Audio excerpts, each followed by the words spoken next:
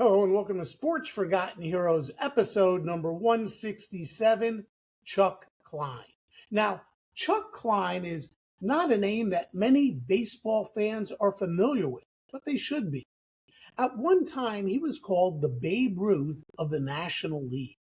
The numbers he posted during the first half dozen years of his career are simply staggering. His first full season, 1929, he connected for a league-leading 43 homers, knocked in 145, and hit 356. His second full year, he hit 40 homers, knocked in 170, and hit 386.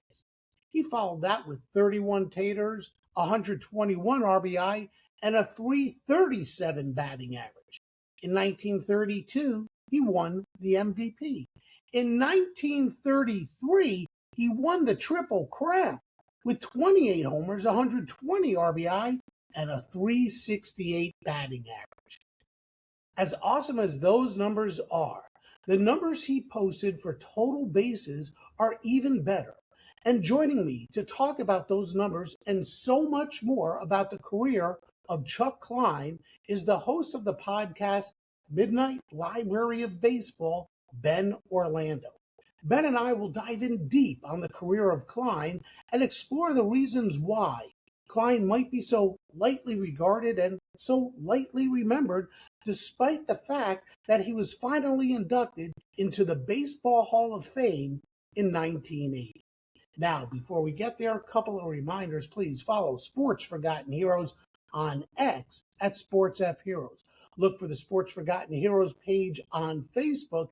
And also, if you can, please subscribe to Sports Forgotten Heroes wherever it is you are watching or listening. Give it a like, a 5-star rating, and if you can, a nice review. And of course, as always, I thank you for your support. And hey, my first book, College All-Stars versus NFL Champions, is available on Amazon.com and McFarlandBooks.com. If you are a sports fan, a big college football fan, an NFL fan, this book takes a look back at the Chicago Charities College All-Star Game, a series of games pitting a team of college football all-stars against the defending NFL champions from 1934 until 1976. And you might be surprised to know that the college team won nearly 25% of the games. Again, you can order a copy from Amazon.com or straight from the publisher, McFarlandBooks.com. And if you would like a signed copy, please send me an email, sportsfh.info@gmail.com.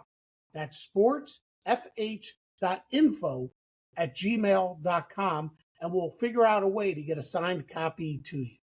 Okay, let's get into today's show about Chuck Klein with my guest, Ben Orlando.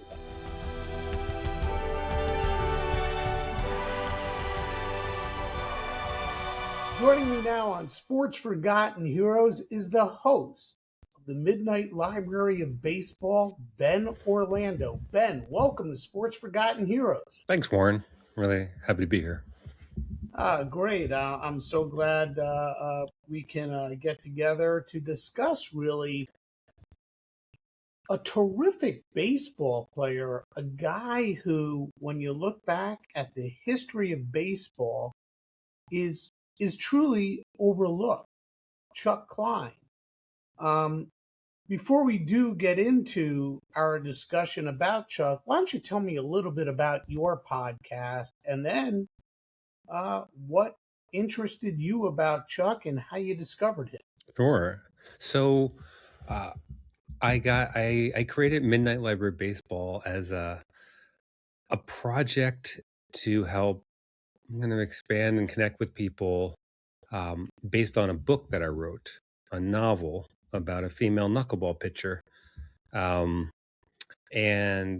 it's funny, in the process of doing the podcast, the book deal fell through, and like the podcast became this entity of in itself. And recently I I found a publisher for my book. So next year, this book, the tentative title right now is Throwing a Butterfly. It's about a female knuckleball pitcher, and that's coming out next year. So everything's circling back, coming together. But I've done podcasts before. I had a pretty serious history podcast called History Repeating Itself, where I would put together, it was kind of like Freakonomics or This American Life. I put together interviews from experts and scholars and look at overlooked topics in history. So I came at this project the same way for baseball, the overlooked stories, or if you've heard this story before, here's another way to look at it. And so I'm really wanting people to connect intellectually that way. It's like, or wow, I never thought of it that way. But also I'm wanting people to connect on an emotional level. So what these stories mean and how it can hit on something deeper. And the end of Field of Dreams is a great example. The whole movie is structured for that moment, and you're not even aware of what's happening, and all of a sudden something hits you, and you can't help it. Like, for a lot of people, you can't help this emotional experience, and that's what I'm trying to do with the episodes of Midnight Library of Baseball, with each episode in each season. Go. Yeah, that's that's really really good. I like your thesis. What How did you discover Chuck Klein? Yeah, so a lot of my episodes come from reading and just what I'm exposed to on a day-to-day basis. And it was a couple years ago, and I saw this statistic on Shohei Ohtani about total bases, and that in itself surprised me. It's like ping, ping, ping, like it kept going off, because what an interesting statistic.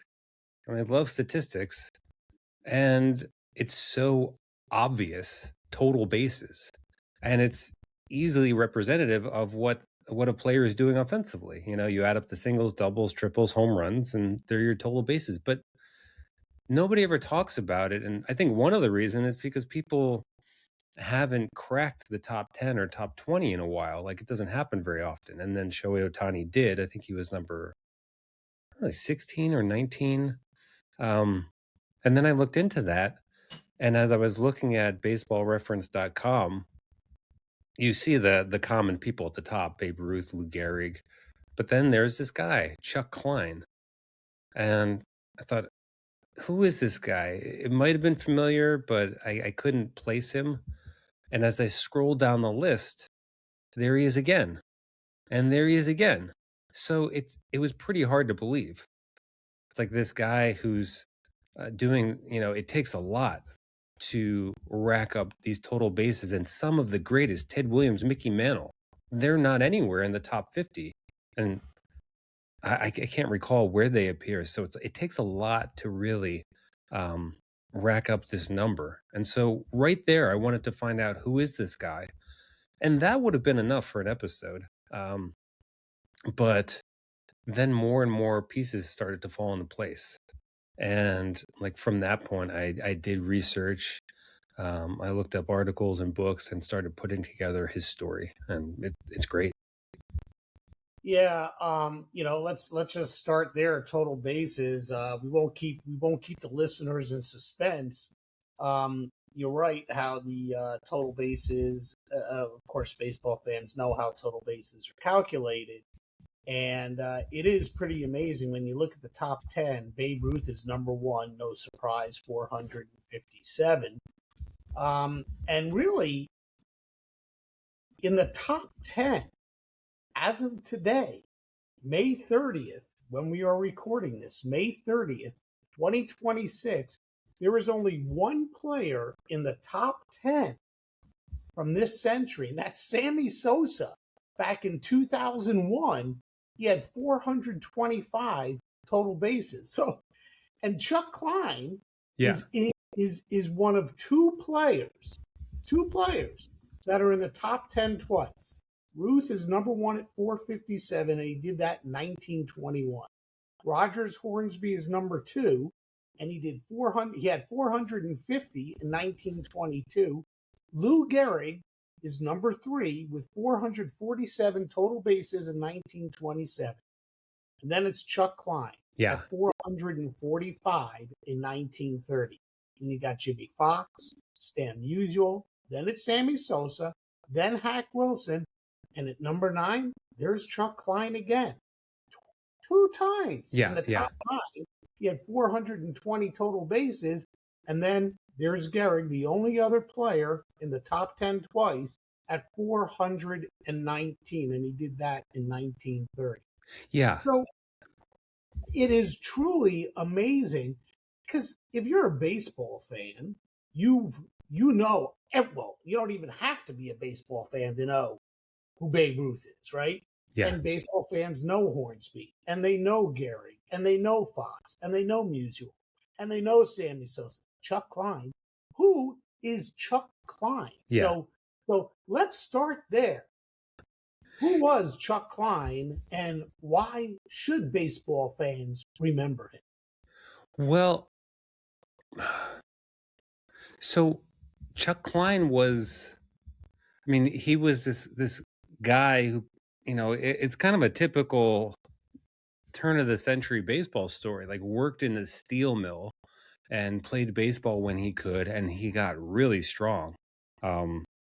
And so he credited, you know, a lot of his offensive prowess to just building up this strength in the steel mill, working I don't know how many hours a day, but it's the 1910s, 1920s. You know, they probably weren't 40-hour work weeks, so you're probably like 60 plus hours a week at minimum. And then in the spare time, he's playing baseball. So, you know, this is what he has going for him. And then he comes out, and if you look, I mean, for anyone who doesn't know his story, and finding the story within numbers, within statistics, if you look at his numbers on baseballreference.com, like that in itself, it's kind of like the Matrix, you know, it's like you see the story and the people appearing within the numbers, and you look at these numbers, and like even his first season, he didn't play a full season, but it was incredible. And he's just crushing the ball. You know, he's crushing it not only for power, but he's crushing it for average, you know, in all these categories. And I just want to look here, because I can't help it. It's like you look at it, and if you haven't gone to baseballreference.com, when you look at somebody's yearly stats, like the regular numbers pop out in gray, but then if you're leading the league, you're, you know, whether it's American League, National League, or the entire league, the numbers will pop out in black, in bold, or they'll be italicized. And he just, for this 5-year stretch, he's just leading. So all these categories, and he leads the league in stolen bases one year, and he still to this day, I think, has the most assists. It's either assists from the outfield or putouts. Like, It's assists, 44 assists. Yes. And it's crazy how that came about, too. Yeah. I mean, who's manager Bert Schotten, and talks about how footwork really played a pivotal role in converting him from an okay outfielder into a guy who had 44 assists in one season from the outfield. Yeah. So, I mean, he is the full package, right? If you think of an all-around player for this time period. And I think of, you know, the Hall of Fame. I don't know if we're jumping ahead here, but like the Hall of Fame values career stats, you know, but I think there should be a place for someone who shines so bright for a few years. Yeah, it's so interesting too, because, you know, there are players who, you know, just have solid overall careers, and are they really Hall of Fame worthy? Yeah, you know, I always go back to I have an old college buddy, and you know, he's an old Chicago White Sox fan, and I'm a old time, and longtime suffering New York Mets fan. Mm. And we have this argument all the time over, and this is not to disparage in any way of the great career that this guy had, but we argue all the time about Harold Baines, and I just don't see Harold Baines as a Hall of Famer in the same sense as some other guys. And you take a look at the career of Chuck Klein, and I mean, when you do look at baseballreference.com and you see all the bold numbers popping out at you, it is actually, it's incredible. I mean, the things that he did. So his first, he only played, three-quarter or not even. He played about half the season his first year in 1928. And he hit 360 with 11 home runs and 34 RBIs. And then his first full season, he hits 356 with 43 home runs. I mean, that's pretty darned impressive. Oh, and 145 RBI. And then he follows that up in 1930 at the age of 25. He hits 386 with 40 home runs and 170 RBI. Think about that. How many guys today knock in 170? And, unfortunately, he didn't lead the league that year. That was the year that Hack Wilson set the record with 191. But, when I was researching Chuck for this episode, there were a couple of things that stood out to me that are also very interesting before he made his way to the Philadelphia Phillies. He was a decent ball player in high school, but he didn't get a whole lot of fanfare, and there wasn't much. No one knew who he was. So, as you mentioned, he ultimately found his way to Indianapolis and started to work in a steel. I always struggle with this, a steel mill.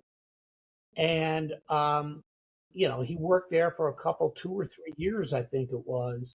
And that's where he built up a lot of his power. He said, if you want to become really strong, go work in a steel mill and you'll put on muscle and you'll become a pretty powerful guy.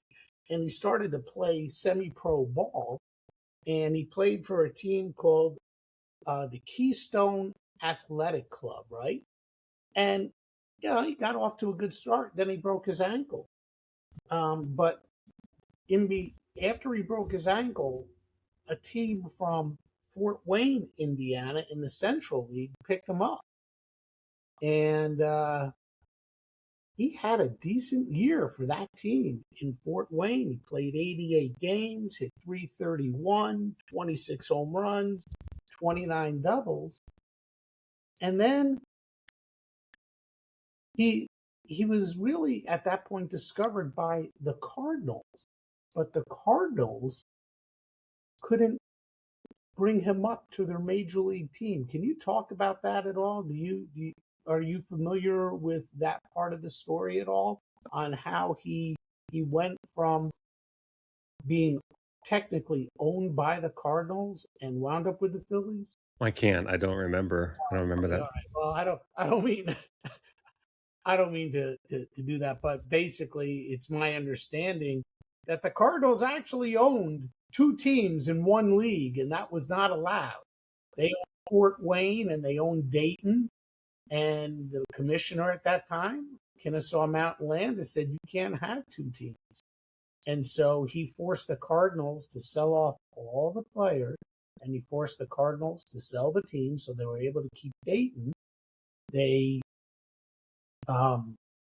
had to sell Fort Wayne and all the players.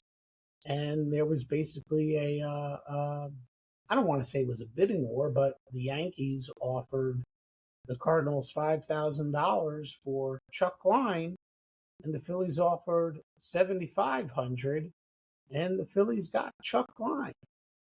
And that's how he wound up with the Phillies. But how interesting it would have been if the Yankees had picked up Chuck Klein, then they would have had a lineup with Klein, Gehrig, and Ruth, and maybe Chuck Klein would have been more popular. So, in that sense, the Phillies weren't a very good team. How did the Phillies not being so good affect Chuck Klein's notoriety? Well, I mean, I think that, and I love speculating, like the revisionist history part, and you bring that up, like about the Yankees, because one one reason he got the shaft was he played at the Baker Bowl and had a really short right field porch, but so did Yankee Stadium, right? So if he would have gone to Yankee Stadium, he would have had the same advantages. Plus, he would have had all that power from other people. You think of what you stated, his 170 plus RBIs. Like, what could that have been if he's playing with Gehrig and Ruth and, all of these major league hitters?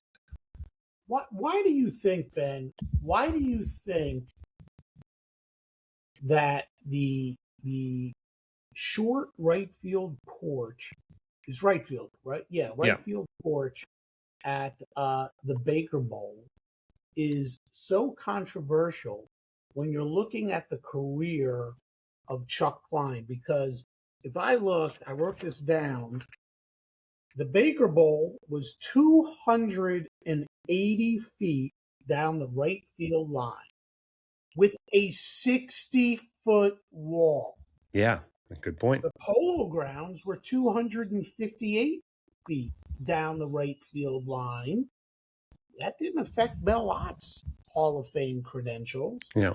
Yankee Stadium was 295, and that didn't affect Babe Ruth or Lou Gehrig. And I'm not saying in any stretch of the imagination that none of those guys deserve to be in the Hall of Fame. But why such a different? Why do people think about it so differently when you consider the Baker Bowl versus the Polo Grounds and Yankee Stadium? I think With a 60-foot wall. Yeah, right. I mean, I think one of the reasons is what happened to Klein when he left Philadelphia. Like, he went to Chicago and he didn't perform as well. I mean, he had injuries, but Yeah, he really I guess if you look at it today, that you would say speculative. It was a hamstring injury or a quad injury because I think the muscles separated somehow. yeah, and I mean, I'm thinking of, it's like this whole thing about strength. And you mentioned Sammy Sosa was the only guy in the top. Well, he was playing in the steroid era. He and Mark McGuire were jacked, right? But Chuck Klein was jacked because he worked in the steel mill. But still, all that muscle, there's a reason why baseball players have stayed away from that. It can cause problems, and maybe that led to some of his issues. I don't know. But when he left Philadelphia in the Baker Bowl, his numbers decreased significantly. So some people could say, well, look at what happened. And some other people look at his home versus away numbers when he played in Philadelphia, and his numbers in Philadelphia were significantly higher. So those are some of the reasons. And he did have a long career, but these years really stand out. And it's one thing. There are all these different benchmarks. I think it's like, for somebody to make the major leagues, first of all, that's amazing. And then for someone to have a long career, that says something else, to be able to stay, because it's, the average is less than 5 years. And Chuck Klein had these amazing years and he stayed in the league for a long time. But the numbers never came close to what they were those first 5.5 years. So I think that goes toward this discrediting of his accomplishments. And yet he still wasn't awful Right. with the Cubs. I mean, he played with the Cubs for 3 years, and while he was there, he hit 297 over the 3-year period. I mean, his career numbers, a 320 batting average. I don't care where it is you're playing. you know, yeah, power might be effective, but you're still putting the ball into play. I mean, his career batting average of 320 is I mean, it's that's Hall of Fame worthy. Yeah. Um, and and his perhaps his best day at the plate or his most prodigious day at the plate, if I understand correctly, did not take place at the at the Baker Bowl. It took place at Forbes Field, where he hit 4 home runs. And I don't have the dimensions offhand of what Forbes Field was, but that was July 10, 1936. He had 4 home runs in the game, almost hit a fifth. And Almost hit a fifth. Yeah. Yeah, for that season, it was 1936. He still hit 20 home runs, and he hit 309, and that was not with the Baker Bowl. Yeah. Yeah. I mean, and going back to another point, which is his first season, which he only played half a season, but typically it takes a while. It's really hard for someone to come up and their rookie year have amazing numbers. Typically it takes a couple years to get into the groove, to settle in, and then you start seeing those crazy numbers. So he kind of like hit the ground running, which is unusual for someone to do that. But yeah, it's like there are all these points of he did something incredible, and you didn't see anybody else like other people on the Phillies. Like you had Lefty O'Doul. He had some incredible offensive numbers at the same time, but it's not like every player was putting up these numbers. They weren't. So when you compare him with his teammates, right, he's still awesome. Yeah, I was just going to go there. When you take a look at the Phillies, I'm looking at their numbers from the 1929 season, which was Chuck's first season. Chuck, again had 43 homers and 145 RBIs. Lefty O'Doul had 32 homers and 122.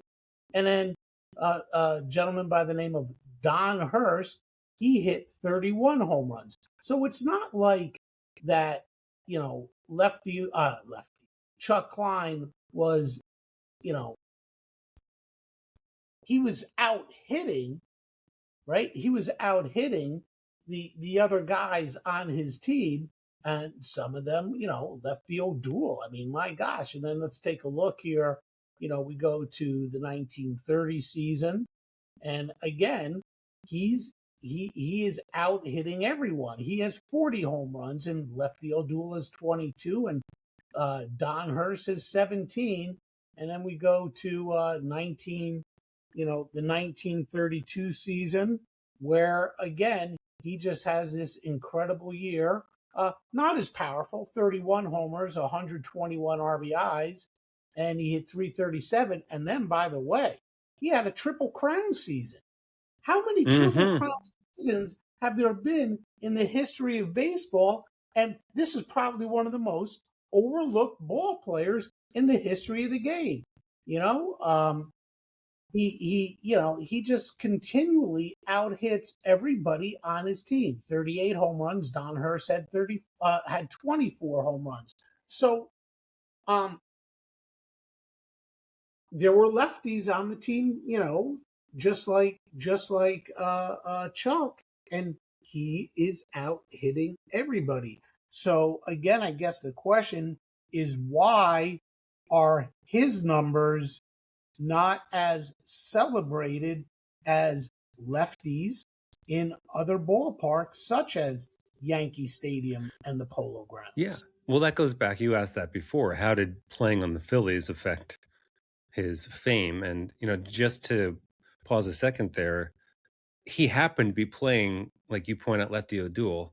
He just happened to be playing with one of the greatest offensive players also in the game, because Lefty O'Doul ranks 4th all time for career batting average. So, it's like these guys were good, period. But playing for the Phillies, it was really very unfortunate, because They were bad. They were broke, right? They had no money. He is the only player ever to have won the Triple Crown and then be traded the next year because they needed to sell him. So playing in Philadelphia was very unfortunate because he didn't get a lot of publicity. He didn't get a lot of fame, and that would have made it easier to forget him, uh, once these seasons were passed, once his career was over. Yeah, it's really interesting too because again, Lefty O'Doul. I mean, he's got this fantastic reputation as a wonderful baseball player. And let's be honest, when you have a name like Lefty O'Doul, it's a little more memorable than Chuck Klein, right? So Lefty O'Doul, like I said, a much more memorable name. And Lefty O'Doul had a heck of a baseball career, right? He for his career, with the Phillies, he had 32 homers, 22 homers, um, batted 398 one season, 383 another season. I mean, the guy was a really good, solid ball player. But was he as good as Chuck Klein? The numbers say no. Yeah.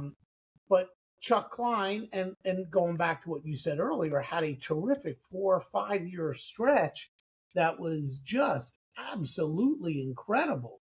The numbers that he put up over that period of time rank as some of the best ever. I mean, from 1929 through 1933, we'll go back to total bases, 405 in 1929, his first full season. And then he goes 4 straight years where he leads the National League, 445, 347, 420, 365. He has his Triple Crown season in 1933 with 28 home runs, 120 RBI, 368 batting average. The guy was a doubles machine. Mm-hmm. 59, 34, 50, 44. That period of time, he was one of the best players in baseball. And I believe the Philadelphia sports writers labeled him as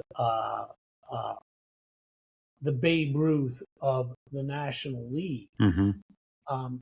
And it's really interesting when you take a look at MVP voting.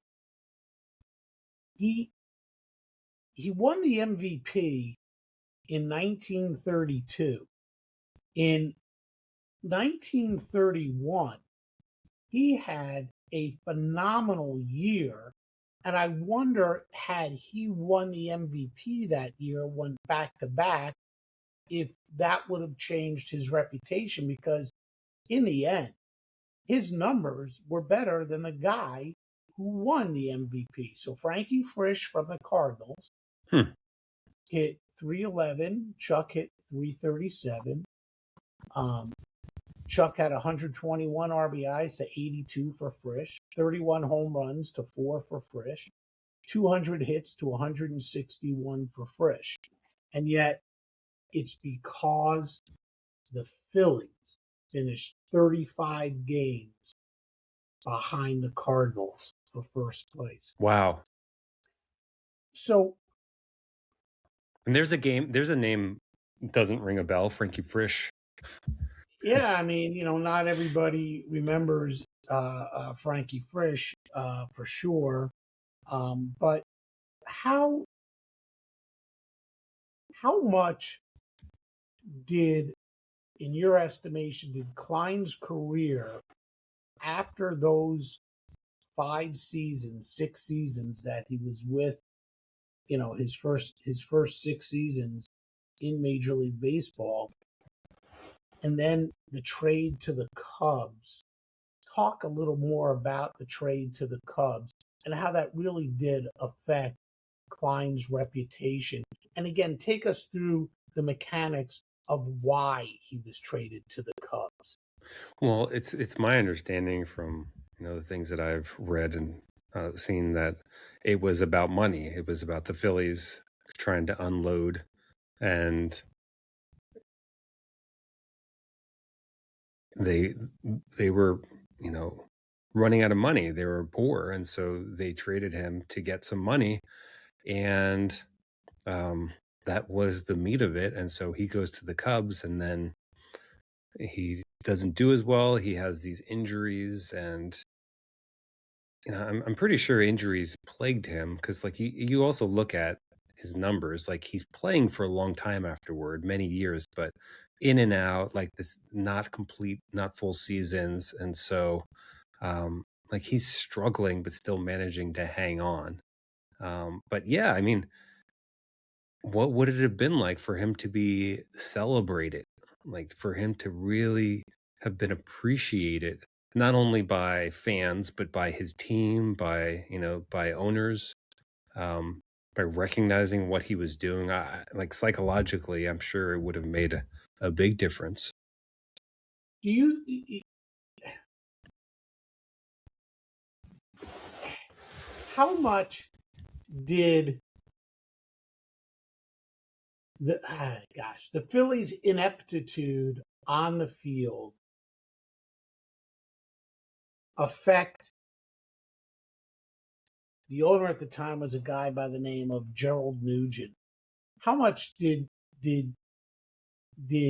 that affect his ability to pay a player like Chuck Klein what Chuck Klein should have been paid? I mean, I read where Klein, I think, was making like $20,000 a year compared to Babe Ruth making $80,000 a year. And again, I'm not saying he should have been paid like Babe Ruth, but his salary was pretty low. And when he was traded to the Cubs, he got one of his biggest salaries ever, $30,000 a year. Just how bad? Why were the Phillies? I don't know if you can answer this. Why were whatever the Phillies did, they just couldn't put a winning team on the field? Yeah, I don't know about that. I mean, it's surprising that they got Klein in the first place, because they were struggling. It's mismanaged financially and on the field, and things didn't go right. And it may have been a lack of actual appreciation for putting together a winning team, like in terms of what was important. And I remember Connie Mack, like he would get players and then sell them off and kind of sell off the whole teams. And it was more of a business than, a love of the game. And, baseball straddles that line. And sometimes it's hard to really be on one side wholeheartedly. But if you're on the business side, then you're missing a big part of the game, and that can have its effects. And like I would think that really factored into the Phillies struggling. And that other point, the ineptitude and what's going on the field, that would take its toll too. It's like it's an individual game, but it's a team game, and the two feed off of each other. And so if Klein is having these tremendous seasons, but his teammates are not, and things are going wrong, that's going to affect you somehow. It's really amazing how much that injury to his leg affected his career, because right, he had that Triple Crown season. He gets traded to the Cubs in the off season. He gets off to a decent start, and then he has the injury. So his first year with the Cubs, he hits 301 with 20 homers and 80 RBIs. But it's nothing compared to what he had been doing. And I think that injury really affected him the rest of his career. He only played with the Cubs, as we said, for 3 seasons. What do you know what the circumstances were for why the Cubs sent him back to Philadelphia? I remember it being like part of a trade, like mixed with other players, but I'm not sure what exactly it entailed. But as you're talking about the injury and how much it affected him, like I'm a therapist, and I work in specific areas to help people with pain or chronic pain. And when you look at the numbers, it's shocking how many people have unexplained medical pain, meaning it's psychological, it's emotional, it's not structural. So it can come about through emotional or psychological, it can come about through an actual structural injury, but then it can linger and stay there because of other issues. And as we're talking about all of these issues that affected Klein, um, the bumbling on the Phillies, him being traded after you win the Triple Crown, there could have been lingering effects that contributed to not only the injury itself, but for it lingering and for him not healing. Yeah, I think there's definitely some mental, effects. He was affected definitely mentally by that trade and then the injury. And yeah, he was traded by the Cubs back to the Phillies with a guy by the name of Fabian Kowalik for Ethan Allen and Kurt Davis. Um, how much, when we look, because we're going to go to the Hall of Fame in a second, how much do you think, again, comes, I mean, his first 6 years or 5 years, whatever it was, are off the charts good. I mean, he is 100% on a Hall of Fame trajectory. I don't care if he's playing in the Baker Bowl or he's playing at the Polo Grounds, wherever it is he's playing, he is on his way to the Hall of Fame at that point. Gets traded to the Cubs, has the injury, does not put up the same kind of numbers. And then, he goes back to the Phillies for a couple of years. They cut him. He goes to the Pirates. And, with the Pirates, that's, he doesn't have much, he by that time, he's 34 years old and he's struggling. But he played until he was 39. He's sort of like just hung on. How much did the end of his career, the diminishing numbers, the fact that he couldn't get on the field, that he wasn't a starter, how much do you think that also affected his reputation? Definitely. I think it would have tremendously affected his reputation because, I mean, you think of mythical figures that go out with a bang. I mean, Lou Gehrig, right? Um, he couldn't have kept playing. His body wouldn't allow him to. But hanging on, it definitely affects legacy. And I think a ball player at the time isn't thinking, well, I think they are thinking about legacy, but it's more, this is all I know. And I want to keep playing. And that was Chuck Klein. And, maybe he also didn't want to stop because then his mind would settle and then he would be stuck with himself. Because when he stopped, his relationships failed. He became an alcoholic and had just problem after problem. His businesses failed. So, people keep busy a lot of the time because they can't face just being still and what comes up from that. And when he stopped, a lot of bad things happened. Yeah, a lot of bad things did happen, and you discussed that on your podcast.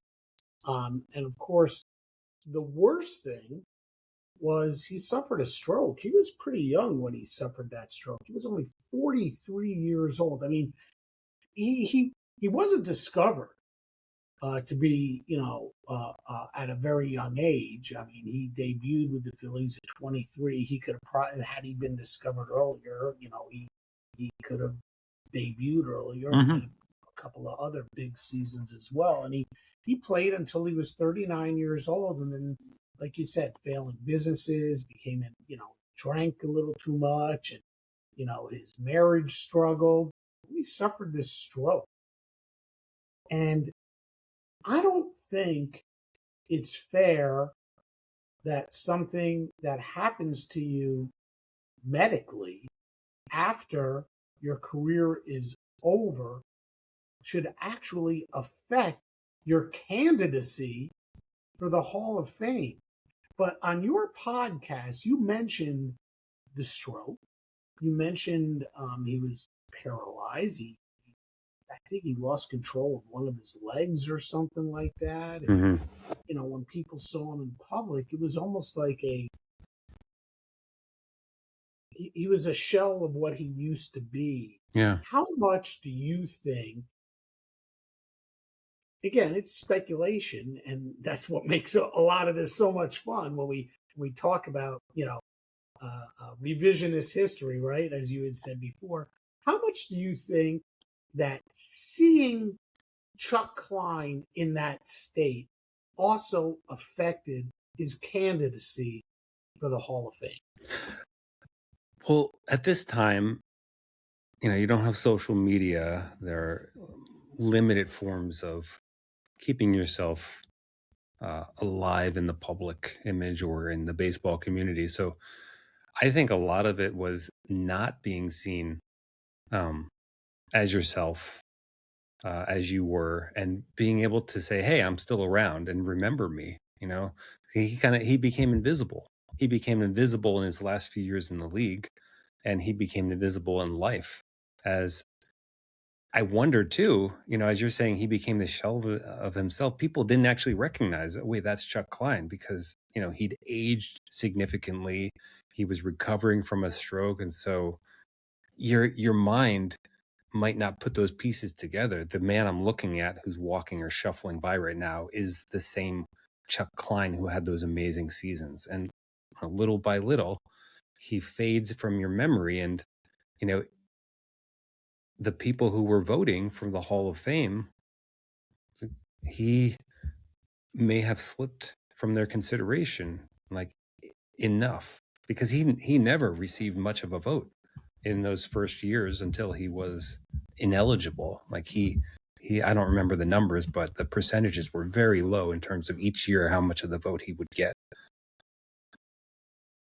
Was he comfortable? Was he comfortable with fame? Was he really well known during those years? And was he comfortable with fame? And did he struggle with life being in or out of the spotlight? That's a tough question. I know, like, he talked about when he had those good years in the beginning, he talked about kind of in an aw shucks way, like, yeah, I can't believe I'm in this place. Like, I came from a steel mill, and here I am today. So it must have been overwhelming, but it's hard to say exactly what was going on inside. And this is a period, I I would almost guarantee that he's stuffing like his feelings. He's a strong man. He comes from this period of the silent strong man. And so he is probably not aware of 99% of what's going on inside, but all those things are affecting him in some way anyway. And so that could lead to the drinking. Drinking is a form of avoidance, but there are many other forms of avoidance. And so all of those keep you from really knowing what's going on. You know why he had such a tough time adjusting to life after baseball? I mean, I don't know specifically, like, from what I said, him sticking around. It's like, I guess there are two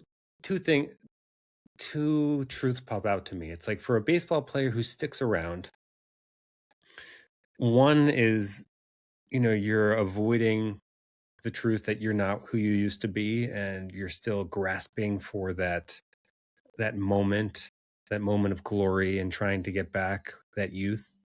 And maybe another side is, yeah, I want to play. I don't care if I'm not playing that well. It doesn't matter to me. Numbers don't matter. I don't know what it was for Chuck Klein, but considering all the forms of avoidance that occurred, like, I would guess that there was an avoidance of really facing who he was outside of baseball, and kind of letting go of that, so that he could live. They say ball players or athletes, it's the first death, like your actual death, but then your first death when you leave sports. And Hmm. it's hard to handle, even if you're you know mentally healthy. Hmm.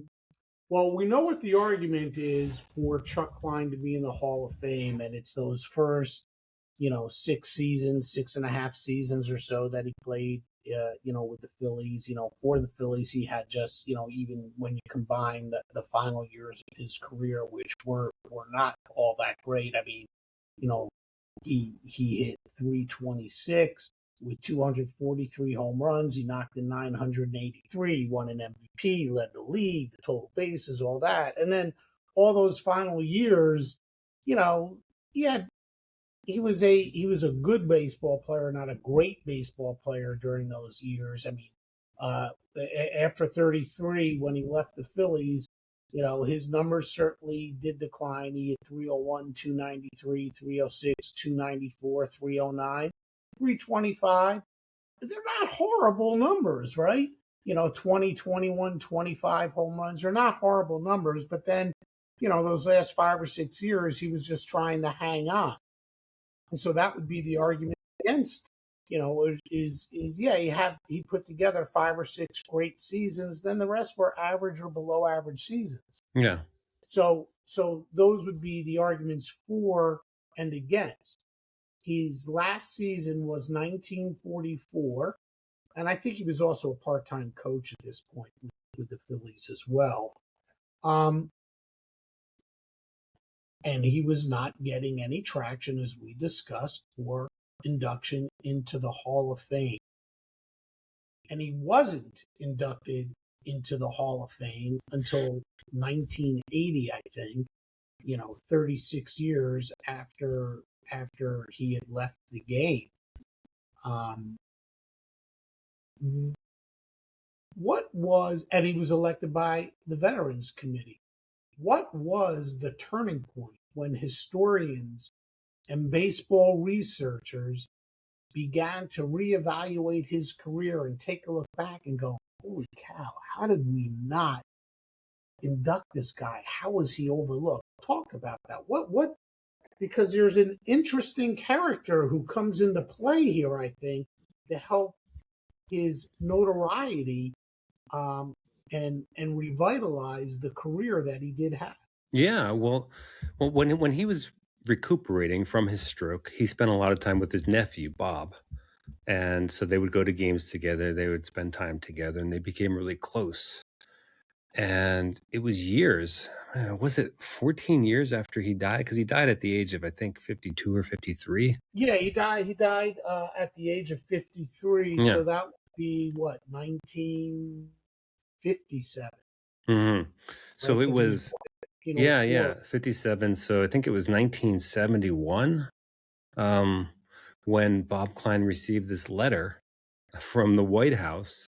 And I love just trying to imagine, like, you pause for a moment, you try to imagine what it would have been like for this guy, like living, quote unquote normal life. And he gets this letter from the White House. Like, okay, what's going on? And then he opens the letter, and it's a letter. He opens the envelope. It's a letter from Richard Nixon, who is president at the time. So he gets a letter from the president, and Richard Nixon says to him in the letter, "Hey, Bob, a journalist asked me who I would put on my all-time team, and I chose your uncle, Chuck Klein, like, for the all-time baseball team. I consider him one of the greatest, and I wanted you to know that." And so this in itself is amazing, like, for a president to do this and to single somebody out and take the time to let them know, like, hey, I remember your uncle wasn't forgotten by me, the president of the United States, even though he was forgotten by so many people.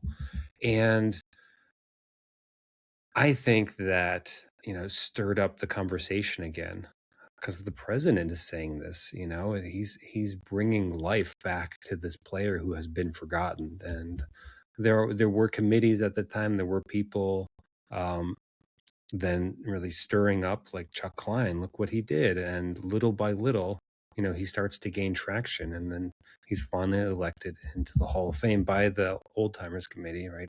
By the Veterans Committee, right? Who pull people out who have been ineligible. And So what a great story. And, as an aside, Richard Nixon said if he could do it all over again, he would have been a sports writer. And he was serious, right? He loved sports, he loved baseball, and I think that's really interesting too. How emotional was it for the family long after Chuck had passed away that the family of Chuck Klein finally saw Chuck get the recognition he deserved and be elected into the Hall of Fame? And I mean, it would have been very emotional. I mean, Bob was there to accept the award, so he accepted the Hall of Fame plaque, and so I mean, it would have been enormous and uh, hugely emotional considering his relationship with Chuck, with his uncle. Mm-hmm. Ultimately, Chuck Klein is one of the most underrated Hall of Famers in baseball history. You would have to think so when you would go back and look at the numbers and the path that he had to endure to get his plaque in Cooperstown. What's the one thing listeners to Sports Forgotten Heroes or the Midnight Library of Baseball, what's the one thing they should understand about Chuck Klein that they didn't know before? Well, from my perspective, it's I think it's understanding these layers, and you really helped bring this out today. It's like the undercurrents, the layers that are affecting him as he's playing, and it's hard to see, and it's like these. It's not tangible. It's like these emotional, mental, psychological issues that are affecting him, and it's the what if question. If he's really appreciated, if he's nurtured and supported, not only, I'm talking emotionally and psychologically and mentally, but, if he's supported by his teammates too, like if he's on winning teams and is part of that environment, what would have been different? Because, he did all of this himself and his teams were typically bad. And like he had to struggle through that. And for an athlete, for a baseball player, that is a big part of the game. You want to win. It's part of your training to succeed, to win. And you can do that on an individual level, but day after day, if you're part of a team that's not winning, it's going to affect you. And so all of these other issues, when you start to dig down, they are shaping the man, they are shaping the player. And if we understand these things more, we can affect what's happening today and really look more deeply at the whole package of what creates a successful player or a successful team. Yeah, isn't it amazing how I just trying to think here of some of the other great baseball players whom time is forgotten that are in the Hall of Fame or not in the Hall of Fame. And we just don't remember who any of these guys were. And it's because they played on teams that just they were not winning teams. And because they were not winning teams, they did not get, or they don't have the reputation that Babe Ruth or Lou Gehrig or Ted Williams or Mickey Mantle or Stan Musial, right? They don't have that kind of reputation. And it's not because they didn't play well, it's because the teams they played on weren't all that good. I mean, and even Chuck, he played in one World Series in 1935 with the Cubs, and he had a couple of pinch hitting appearances. They didn't go well, but he also had a couple of appearances in the series where he did. I mean, I'm just looking at the numbers right here. He played in 5 games in the World Series against the Tigers. Of course, the Cubs lost in 5 games. He was up 12 times, had a home run, 2 ribbies, .333 was his batting average for that. That's pretty good. Seven total bases. The guy was a great baseball player, deservedly in the Hall of Fame. And Ben, I want to thank you so much for joining me on Sports Forgotten Heroes to talk about a true forgotten hero of the game, Chuck Klein. Thanks, Warren. This was really fun. Really had a good time talking with you. Awesome. I hope we can do it again.